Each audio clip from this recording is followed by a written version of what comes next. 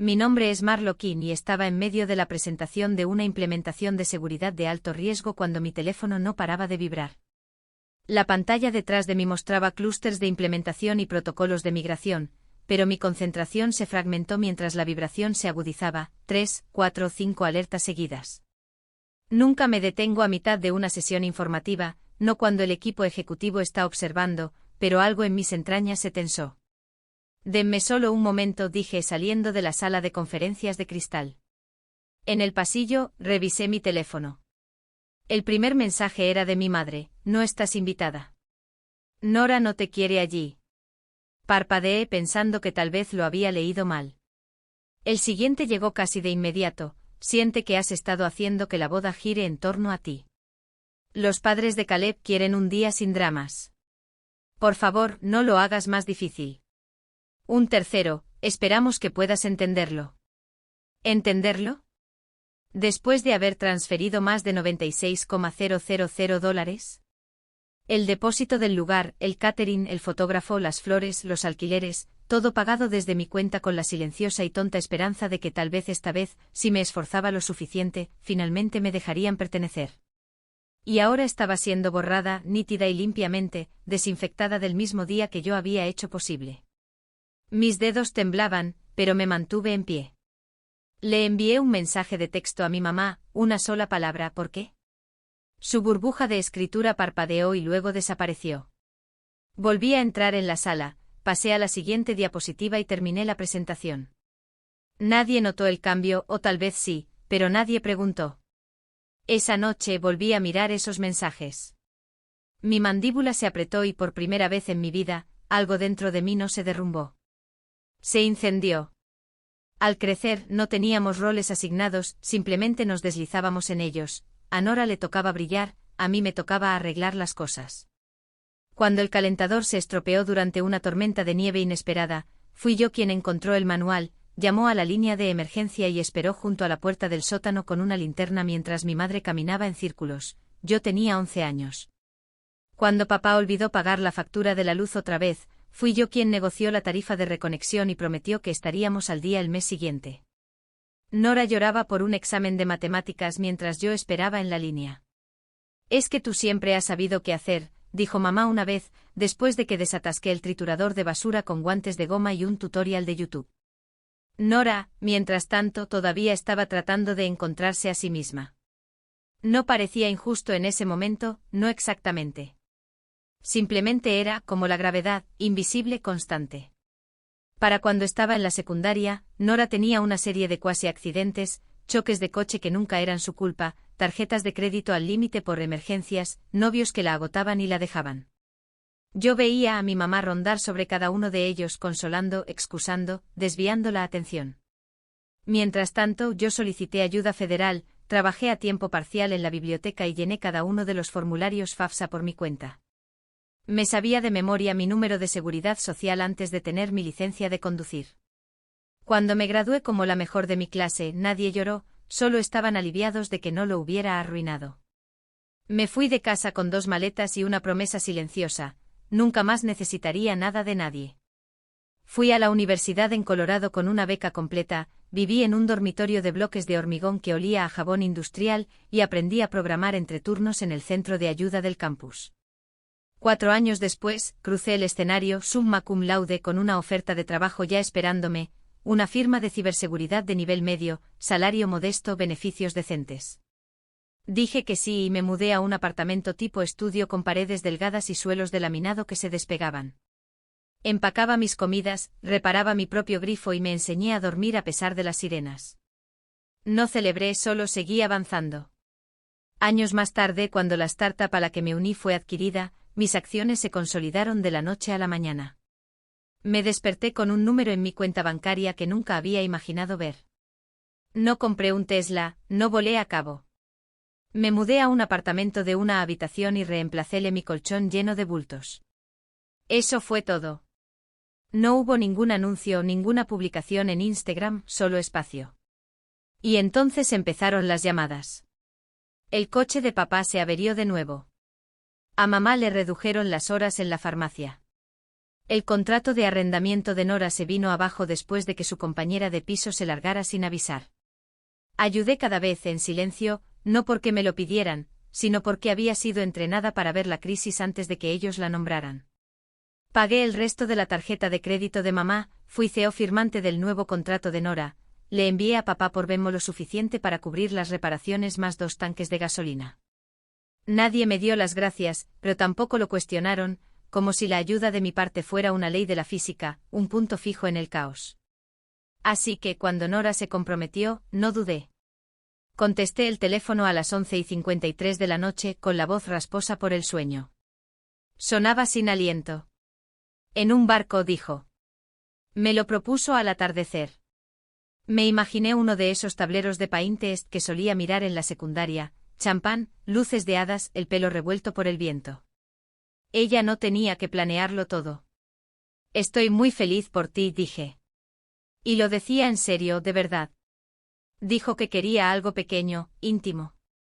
Luego mencionó el lugar, Westmere Grove, una finca en expansión al norte de la ciudad. El tipo de lugar que solo por entrar costaba más que mi primer semestre de universidad. Pero no te preocupes, añadió rápidamente, los padres de Caleb podrían ayudar, y sé que mamá y papá no pueden realmente. Así que tal vez, solo algunas cosas. Por supuesto, dije que sí. Siempre lo hacía. 2 semanas después, Nora deslizó una hoja de cálculo sobre la mesa del brunch. Estaba impresa en papel rosa, codificada por colores, ordenada de una manera que grita pánico por debajo. El presupuesto totalizaba $115,200. Repasé las columnas: lugar, catering, fotografía, vestido, flores, DJ, alquileres, iluminación y algo etiquetado como kit de bienvenida para invitados, que de alguna manera costaba $2,400. Mi café se enfrió antes de que pudiera decir una palabra. Solo estamos esperando la respuesta de los padres de Caleb, dijo, revolviendo su mimosa con una pajita. Todavía no están del todo convencidos. Asentí lentamente. Dijeron que tal vez ayudarían con la cena de ensayo o la barra, añadió, sin mirarme a los ojos, pero son muy quisquillosos con las dinámicas familiares, ya sabes, mantener las cosas tranquilas.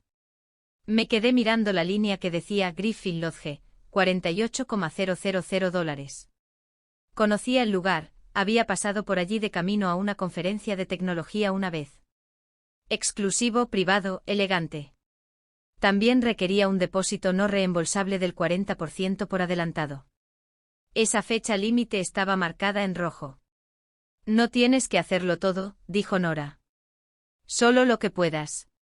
Lo que, traducido a través de años de fluidez familiar, significaba: esperamos que lo hagas todo, solo que no queremos sentirnos mal por ello. Al final del día, había transferido los primeros $19,200 al lugar y había cargado el presupuesto inicial del catering a mi tarjeta de empresa. No porque me presionaran, sino porque se había convertido en un reflejo: arréglalo, suavízalo, encárgate. Las llamadas continuaron después de eso. La florista necesitaba un pago urgente para asegurar la ventana de entrega. La banda que le gustaba a Caleb solo tenía un sábado libre esa temporada. El vestido que Nora se había probado accidentalmente era un modelo descatalogado, tenía 48 horas para comprarlo o perderlo. Cada solicitud llegaba con una urgencia sin aliento, cada una sonaba como una emergencia, cada una terminaba con «pero está bien si no puedes». Siempre podía, así que siempre lo hacía. Creé una carpeta titulada «Boda de Nora, archivos activos». Tenía subcarpetas para contratos, calendarios de depósitos, planes de contingencia y maquetas digitales. Enviaba actualizaciones todos los lunes al correo personal de Nora. Sin respuestas. Supuse que estaba ocupada. Sin embargo, sí tenía tiempo para publicar fotos de degustaciones de pasteles, muestras de menú. Cuando finalmente le pregunté por qué no me habían invitado a la degustación del pastel, respondió: «Oh, pensé que tenías trabajo». Mamá me acompañó. La semana siguiente se saltó una reunión con un proveedor que habíamos programado, enviándome un mensaje de texto 1 hora después: Kendra tuvo una crisis. Tenía que estar allí.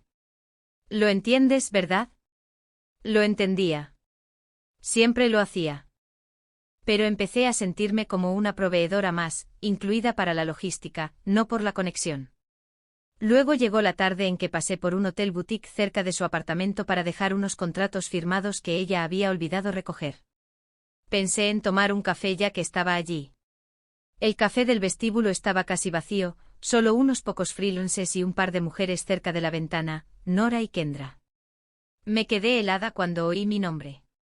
«Está siendo una maniática del control», dijo Nora mordiendo un biscotti. «Solo porque esté pagando no significa que pueda dirigirlo todo». Kendra se rió. «Sí, pero al menos no te estás endeudando, ¿verdad?». Nora puso los ojos en blanco. Honestamente es un pequeño precio a pagar por sus hojas de cálculo y actualizaciones pasivo-agresivas. Solo desearía que enviara el dinero y se mantuviera al margen. Retrocedí antes de que me vieran. Mis manos temblaron durante todo el camino a casa. Esa noche me quedé mirando el panel de planificación que había construido desde cero, docenas de pestañas que rastreaban cada dólar, cada fecha de vencimiento, cada proveedor de respaldo. Todo organizado, archivado, ejecutado con precisión. Y de repente no sabía para quién lo había construido. Pensaba que estaba ayudando, apoyando, siendo la hermana que estaba presente. Pero resultó que estar presente era el problema, y estaba empezando a entender. No me habían invitado a su visión del día, solo se me había permitido financiarla. Empezó sutilmente. Un chat grupal al que nunca me añadieron. Una cita con la florista de la que me enteré por la historia de Instagram de Nora. Un borrador del plano de mesas que vislumbré por encima del hombro de mi madre, donde mi nombre estaba escrito a lápiz, lejos de la familia. Cada vez que preguntaba, Nora tenía una excusa despreocupada. «No pensé que estarías libre, mamá dijo que podía encargarse de eso, surgió a última hora, iba a decírtelo». Quería creerla de verdad. Me decía a mí misma que estaba abrumada, tratando de hacer malabarismos con demasiadas cosas, y que no pretendía dejarme fuera. Pero el patrón se volvió más mordaz. El silencio no era accidental, era deliberado. Empecé a ajustar mi trabajo para hacer hueco a cosas a las que nunca me invitaban. Tomaba trenes más temprano y reorganizaba llamadas con clientes, tratando de encajar en un proceso que silenciosamente me había cerrado la puerta. Luego llegó el mensaje que deshizo lo que quedaba. Era un lunes por la mañana y ya estaba inmersa en hilos de Slack y alertas de implementación cuando mi teléfono vibró con un número que no reconocí. «Hola, siento oír que no vienes a la boda. Espero que estés bien». El nombre no me resultaba familiar, alguien de la familia lejana de Caleb. Fruncí el ceño, no había dicho que no iría. Otro texto siguió unos minutos después. Nora mencionó que has estado teniendo algunos episodios. No sabía que las cosas estuvieran tan mal. La palabra me golpeó como una bofetada. Episodios. Resonó en mi cráneo. Llamé a mi madre durante mi descanso. Contestó al tercer timbrazo, ya preparándose. Iba a llamarte esta noche, empezó. ¿Qué dijo Nora?, pregunté secamente. Hubo una larga pausa. Solo que has estado abrumada. Que tal vez el estrés de todo está afectando tu comportamiento. Abrumada, así es como lo llamábamos ahora. Así que en lugar de decir pagué casi toda la boda y me dejaron fuera, le dijo a la familia de Caleb que soy inestable. No lo dijo con esa intención, dijo mi madre en voz baja. Solo está tratando de mantener la paz. Los padres de Caleb finalmente están empezando a aceptarla. Tiene miedo de que algo pueda arruinarlo. Algo como yo. Sentí que algo dentro de mí se apagaba. Yo no soy el problema, dije, más para mí que para ella. El problema es que ella ha estado mintiendo. Y tú se lo estás permitiendo. Marlo, cariño, es complicado. No, en realidad no lo es. Colgué antes de que pudiera decir algo más. Me senté allí, en mi escritorio, mirando mi reflejo en el monitor oscuro. Las luces de la oficina se atenuaron para enfocar las pantallas. Mi rostro parecía distante e irreconocible. Apenas parpadeé. Durante tanto tiempo había intentado ser útil, servicial, constante. Pero útil no significa respetada. Servicial no significa incluida. Constante resultó solo significaba invisible hasta que alguien necesitaba dinero o una solución. Fui a casa esa noche y abrí la carpeta etiquetada «Boda de Nora» a archivos activos. Mi portátil brillaba en la habitación oscura. Había 56 archivos dentro, recibos, contratos, hojas de cálculo, recordatorios de calendario, cronogramas de pago. Los conocía todos de memoria. Abrí un documento en blanco y escribí 3 encabezados de columna: pagos pendientes, servicios cancelables no reembolsables. No lloré, no grité, ni siquiera puse música. Simplemente trabajé línea por línea: lugar, flores, fotógrafo, banda, alquileres, iluminación, honorarios de coordinación, todo mapeado, todo verificado. Me serví un vaso de agua, me senté más recta e hice clic para abrir mi correo electrónico. El borrador había comenzado, pero yo iba a terminarlo con precisión quirúrgica. Al amanecer, tenía todos los pagos y cláusulas delante de mí. Algunos proveedores requerían un aviso de 72 horas. Otros ofrecían reembolsos parciales menos una tarifa de cancelación. Unos pocos, como el proveedor de señalización personalizada que Nora eligió, no devolvían nada. Estaba bien. No necesitaba todo, solo necesitaba claridad. Empecé con el lugar, Griffin Lodge. Llevaba meses intercambiando correos electrónicos con su coordinadora, Susan. Siempre firmaba con un cordialmente. La llamé directamente. Hola, Susan. Soy Marlo King. Necesito cancelar la reserva. Hubo una pausa. ¿Puedo preguntar qué pasó? Ya no asistiré a la boda que pagué, dije con voz uniforme, y no puedo seguir apoyándola. Ella no insistió. Confirmó que todavía estábamos dentro del periodo de reembolso, procesó la documentación y se ofreció a enviarme un extracto formal para fines fiscales. Le di las gracias, colgué y pasé al siguiente archivo: la florista, el DJ, la empresa de alquiler. Uno por uno, deshice lo que había pasado medio año construyendo. La mayoría de los proveedores fueron educados, algunos se quedaron en silencio. Unos pocos ya lo sabían. No eres la primera, dijo el fotógrafo con delicadeza. Pero podría ser la única que lo lleva hasta el final. Seguí adelante: camareros, técnico de iluminación, proveedor de mantelería. Rastreé los reembolsos a medida que llegaban, arrastrando los correos de confirmación a una carpeta marcada como finalizado. Luego me dirigí a la carpeta compartida boda de Nora final y descargué cada archivo. Los 56 documentos, planos de mesas, contratos de proveedores, notas de presupuesto, borradores que Nora nunca miró. Y luego, la borré. La pantalla se quedó en blanco. Así de simple, meses de trabajo no remunerado desaparecieron, y no sentí nada más que aire en mi pecho. Fue entonces cuando sonó mi teléfono. No miré, sabía el nombre: Nora. Dejé que saltara el buzón de voz. Volvió a llamar. A la tercera llamada, respondí. ¿Qué demonios hiciste?, gritó antes de que pudiera hablar. El lugar acaba de llamar. La florista canceló. ¿Qué te pasa? No me inmuté. Me dijiste que no estaba invitada, dije con calma. Dejaste claro que no era bienvenida. Solo estoy honrando eso. Estás arruinándolo todo. No dije eso, lo hiciste tú cuando mentiste a la familia de Caleb. Cuando me borraste y aún así tomaste mi dinero. Se quedó en silencio. Luego, ¿estás celosa? No, dije. Estoy libre. Colgó. 5 minutos después, llamó mi madre. Luego mi padre. Luego llegaron los mensajes de texto: culpa, pánico, negación. No los leí. No respondí por ira, los bloqueé por instinto, por autopreservación. Abrí un navegador y busqué cabañas cerca de la península olímpica. Encontré una escondida entre los árboles. Sin wifi, sin cobertura, solo espacio. La reservé por una semana. Al amanecer, empaqué una bolsa de lona.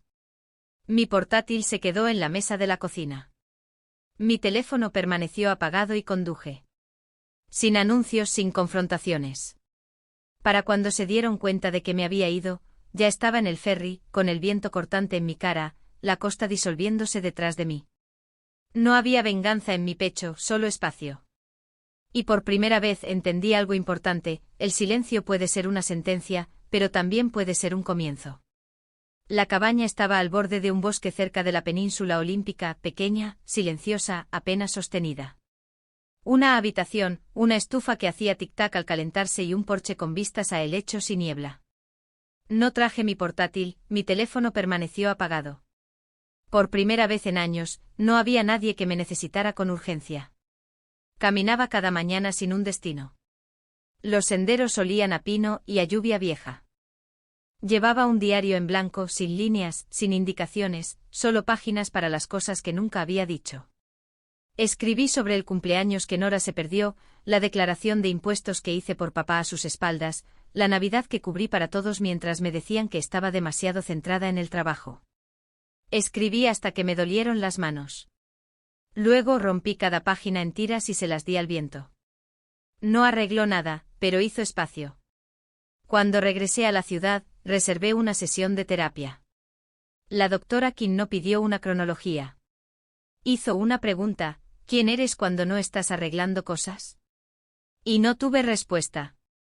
Nos reuníamos semanalmente, hablábamos de límites, roles familiares, una culpa que se sentía heredada. Dijo que me había convertido en el contenedor de la familia, ellos vertían sus cosas en mí, y lo llamaban cercanía. Me di de baja de la carpeta de la boda, dejé el chat grupal, dejé de justificar mi silencio. En su lugar, construí nuevos hábitos. Creé una beca para chicas de secundaria de zonas rurales en ciberseguridad. En silencio, sin anuncios, solo algo que daba sin pedir agotamiento a cambio. Me uní a un grupo de mentoría para mujeres que regresaban al sector tecnológico. Dejé de intentar ganarme el descanso y simplemente me lo tomé. La doctora King lo llamó reutilización emocional. Por primera vez, no era el plan de respaldo, no era la solucionadora de problemas. Era mía. En enero, recibí un sobre. Sin remitente, solo mi nombre escrito con la letra de Nora. Dentro una tarjeta sencilla: te debo una disculpa. ¿Podemos hablar? 3 días después respondí, martes 3 de la tarde en Grace and Finch. Llegó sin maquillaje, sin actuación, solo un suéter y una voz firme. He estado en terapia, dijo. Caleb y yo terminamos. Era amable, pero yo seguía doblegándome para ser elegida. Admitió las mentiras, las historias que se contaba a sí misma y a los demás. No te pido que me perdones, solo quiero que sepas que finalmente lo veo. No nos abrazamos, pero cuando sacó un folleto de un curso, lo leí. Esa noche mi mesa estaba llena. 6 sillas desparejadas, amigos que reían, se pasaban los platos, se quedaban hasta tarde. Nadie preguntó qué había hecho para merecer mi asiento. Simplemente me hicieron un hueco. En el estante sobre mi fregadero, había una tarjeta de una estudiante becada. No eras el plan de respaldo. Eras el plano original. Ya no pido espacio. Lo construyo.